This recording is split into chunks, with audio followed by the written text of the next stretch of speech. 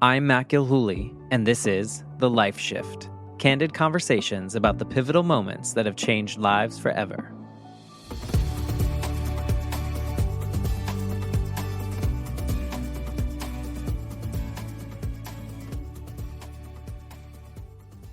Hello, my friends. Welcome to this 30-day, 30-episode little experiment that I am doing for the Life Shift podcast.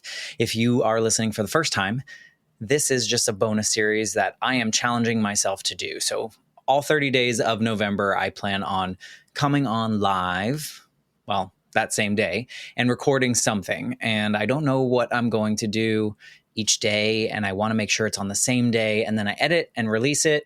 And then you get to maybe know a little bit more about me. So I have a little list of prompts that I'm trying to choose from that I got from ChatGPT, and other people have sent them to me. If you have any ideas, send them to me on social media or matt@thelifeshiftpodcast.com. And I will put those on the list. And then when I do, I show up and I look at the list. I'm like, what do I want to talk about today? And on November 9th, which is today, I don't know what I'm going to talk about. But one thing that's kind of sticking in my head, I think, is the direction that I'm going to go.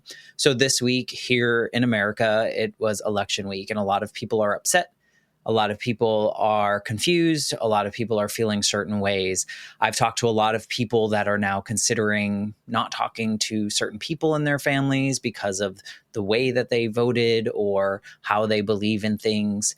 And I've talked to a lot of people, including like neighbors of mine, that are considering moving to different states or countries.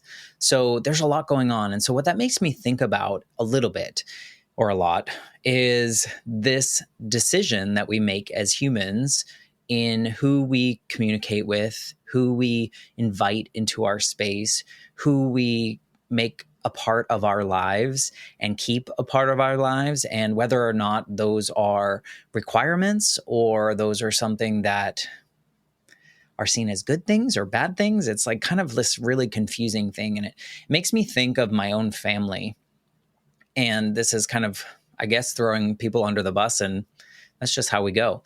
So when I was born, well, let me go back.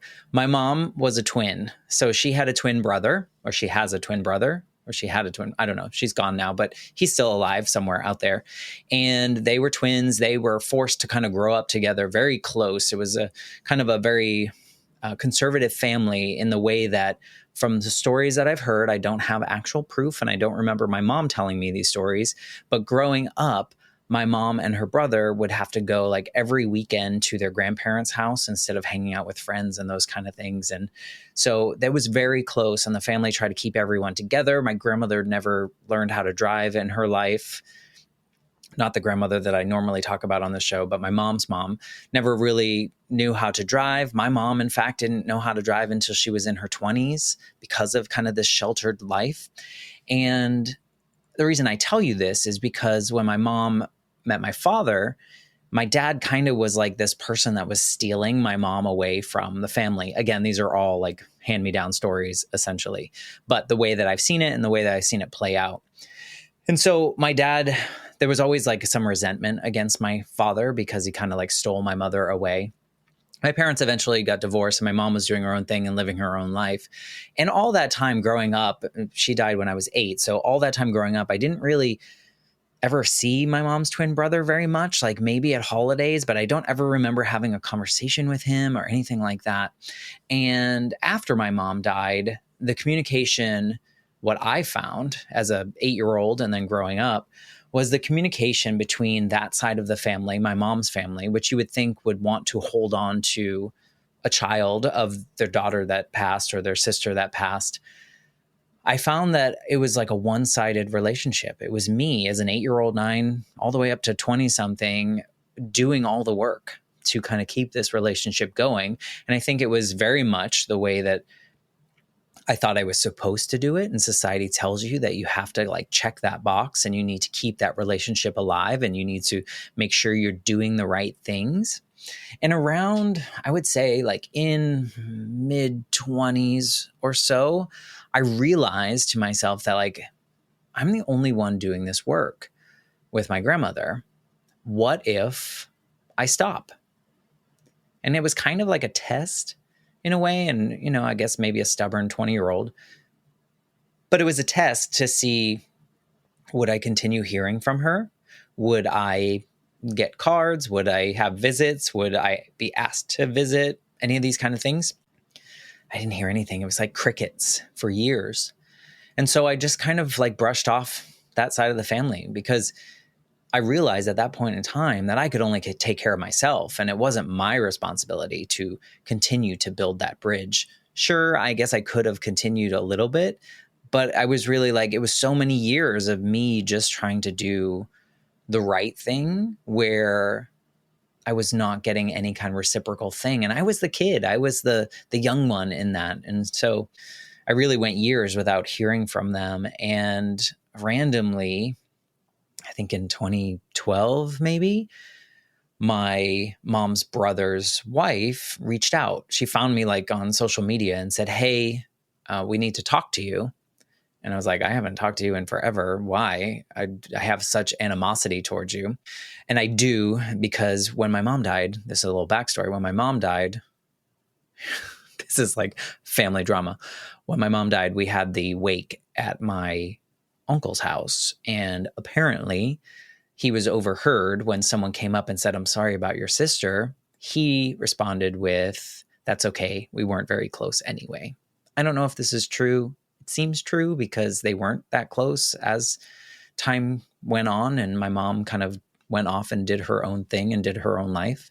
But it really like stuck with me when I heard that, and it really cemented my feelings for this person who shares a lot of blood because he's my mom's twin brother. So I heard from them and I let that in and had tough, I actually said, hey, this is what I've heard. This is how I feel. I'm not so happy about all this. And they came back and they said, well, your grandmother is sick. She's in, a nursing home, and here's the situation. And so I felt that I needed to be the bigger person and go close that door. So I went up very nervous because I hadn't seen them in years. I had never really remembered seeing him. So that was odd in itself. But then seeing my grandmother, I hadn't seen her in years, and it was fine. It was a fine connection. We got to say what we needed to say. We got to hug, reminisce. She was not doing so well, not remembering a lot of things. And a couple months later, she passed away. And so I felt that I needed to do the right thing and try to mend these fences and go to the funeral and connect with that side of the family again and try to do everything. And then it just became a job. It just became something where I was doing the same thing that I had to do with my grandmother. I was part of the family, but only because I was related to them.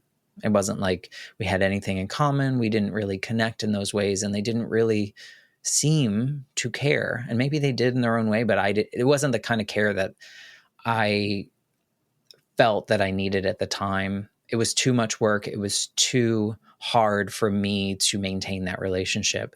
And so I made the decision to stop and protect myself and keep the people that I connect with most around me, whether that's actual family or chosen family or whoever that may be. My friends, they stick around because we have a lot in common and we enjoy each other and we put in the work each way. And I think that's really important. And the older I get, the more I realize is that we don't have to maintain relationships or friendships or whatever ships with people that it's just more work to do so. We're not obligated to do that. I alluded to this a couple of these episodes ago in a friend that I had in high school, and we became really good friends. We were like close to best friends, and we did a lot of things together, and it got like to be this really toxic friendship. One time she was just like, she said, what did she say? I don't know exactly what she said, but it was to the point where I felt that I had to measure all the things that I was going to say before I said them out loud in front of her, because I knew that she was going to take it the wrong way or something along those lines. And so it got really heated to this point where it was so frustrating. And at that point, like, we actually called each other and we said, hey, this friendship isn't working anymore. Here's why, and here's why. And I haven't talked to her since. I did send her a message when my grandmother died, because she was actually the one that went to the concert with my grandmother. And I think I told her when my grandmother got sick, and then I didn't update her because there were no updates. And then she sent me a nasty email saying, why'd you reach out to tell me that she's sick and then you didn't follow up? And I was just like, and this is why. So the whole point of this is not to say that I'm a terrible person. Well, maybe I am. You're probably listening to this and thinking, oh my gosh. But honestly, I wanted to share this because I think that's what a lot of people are grappling with right now, is like, how do I maintain friendships or relationships with family members or whatever that may be? And I think people need permission to do what feels best for them. Doesn't mean to go like torch the earth and kind of blow up everything. But if something is not serving you, it might be best to try to do all you can to see if it can serve you in the ways that need to. And if it doesn't, then you need to have those hard conversations or hard decisions and determine what makes the most sense. Because as far as I know, and I'm not super religious, I'm not religious at all. As far as I know, we only get one shot. So why spend our days trying to bend over backwards or skirt around issues with people in our lives? Why not just choose the people we love to have in our lives and stay connected with them? So I know this probably, now that I'm saying it, is like airing dirty laundry and being super controversial. But if people aren't serving the purpose that you need them to in your life, then you need to put them in the space that makes the most sense for you. Doesn't mean cut everyone off. It doesn't mean, try to like be a different person around these people. It just means that you need to figure out who needs to take up the most space in your circle and how you can connect with them and live the best life. And I think when you're around the right people, you just kind of like feel that energy. It's the same thing. Like my friend Tracy and I, we've been friends for so long, and sometimes we don't see each other for weeks, but when we do see each other, we go on vacations together. It's like that energy is so energizing. That's so stupid to say. I don't know how to say it without saying energizing, but essentially there's just people in your life that bring out certain parts of you that make you feel good, that support you, that love you unconditionally. And those are the people you need. If there are people in your lives that are just serving a checkbox, don't put a lot of energy into that if it's not worth it to you, if it's not serving you in the way that you need to. So for anyone listening that's kind of going through this situation here this week in which people are voting against the things that they believe in or vice versa, do what's best for you. Protect yourself. This is your life. Live it the way you want to. Don't hurt other people. I think that's important.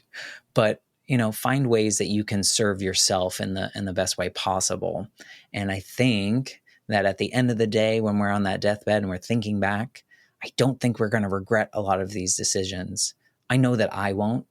I know that hopefully I'm just like fall asleep one day and die when I'm old. But I hope I don't like regret that I'm not connected with my mom's family anymore. I don't think I will, because they weren't part of a lot of the changes in my life. And that's okay. So don't beat yourself up about it. Think what works best for you. Work through that. Don't hurt other people. Love other people. Love the ones that love you back the most, and keep those up front and center. So there was day 9 where I gave you all the dirty secrets of one side of my family and telling you to find the people that make you happiest, because we only get one life. I think let's make the most of it. So I will be back tomorrow, day 10. Figure out what it is tomorrow. If you have ideas, again, reach out to me. Thank you for playing along with this. Hopefully this wasn't depressing, but if it was, I apologize. Just being me. So maybe I don't apologize. In any case, have a good one. I will see you tomorrow.